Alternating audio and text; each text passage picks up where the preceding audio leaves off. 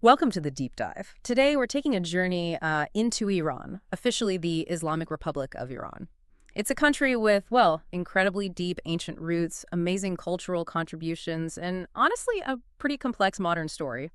Our goal here is really to cut through some of the noise, uncover what makes Iran truly unique. We want to offer you a kind of shortcut to understanding this really compelling nation, so let's dive in. Yeah, it's a great topic. Iran is genuinely a crossroads of civilization. Its legacy is just so enduring. It's shaped so much.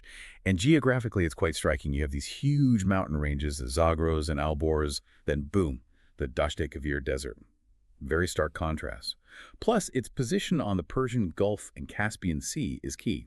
And Tehran, capital, it's this hub of modern life, but steeped in history. Absolutely. And that history, I mean, we're talking ancient Persia, one of the world's oldest continuous civilizations, right? If you had to pick like one period or figure that really sets the foundation, what would it be? What's its unique stamp? Oh, definitely the Achaemenid Empire, founded by Cyrus the Great, and later led by Darius. It was just enormous for its time. But more than size, it was innovative. Their way of governing, administration, even ideas about human rights. Really foundational stuff. Then fast forward to the 7th century, a massive shift happens with the Islamic conquest. Iran transitions from primarily Zoroastrianism to Islam. And this wasn't just religion, it really reshaped the whole identity, blending that ancient Persian heritage with Islamic culture. Okay, so that's a huge historical sweep. Then how does modern Iran emerge from that? Well, skipping ahead quite a bit, you get Reza Shah Pahlavi forming modern Iran in 1925, and that path leads eventually to the pivotal 1979 Islamic Revolution, led by Ayatollah Khomeini. That's what established the Islamic Republic we know now. It's the theocratic system, so the supreme leader, who is elected, holds the ultimate authority. That authority sits above even the elected president, covering major state policies, religious matters, pretty much everything. That's a really profound arc.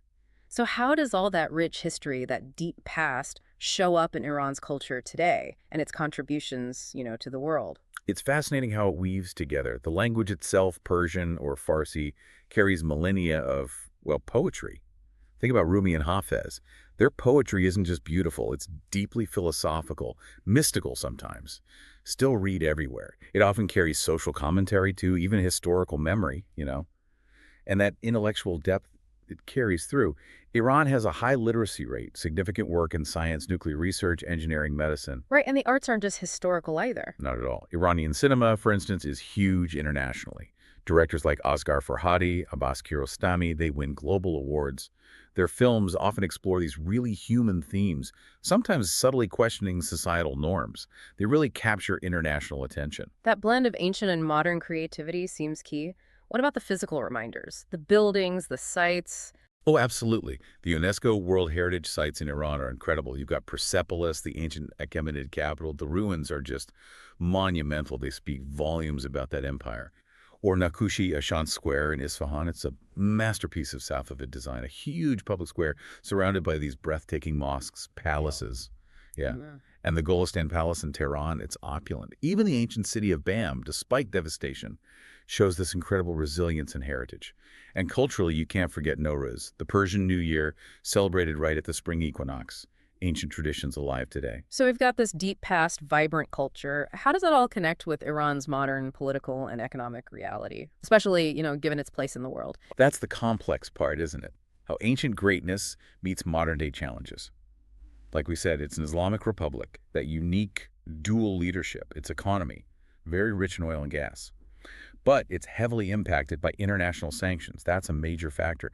And those sanctions, well, they create real difficulties for people. Inflation, certain political restrictions. These are just the reported facts that shape life there. Okay, that paints a clearer picture of the context. Now, after all this deep stuff, we definitely have to talk about the food. Iranian cuisine sounds amazing. Oh, it absolutely is. It's more than just food. It's about hospitality. Complex, subtle flavors. Famous for things like saffron rice, so aromatic. Tender chilo kebab is classic. And these incredible stews, ghormeh sabzi, fazinjan, often using things like pomegranate, walnuts, really unique. Plus loads of fresh herbs, spices, and wonderful flatbreads like lavash and naan, rosewater desserts too. It's a whole experience. Makes me hungry just thinking about it. Yeah. So really, if you tie it all together, Iran is this place of incredible depth, ancient grandeur, profound culture, meeting the realities of a modern Islamic republic. Its legacy in scholarship, art, civilization, It's still shaping its identity and, frankly, its impact on the world stage. Exactly. So for you listening, here's something to maybe chew on. How does a nation with such incredibly deep historical roots, this continuous thread of art and intellect, how does it navigate the complexities, the perceptions of our modern world? And what does its ongoing story mean for global culture, for geopolitics? Something to think about.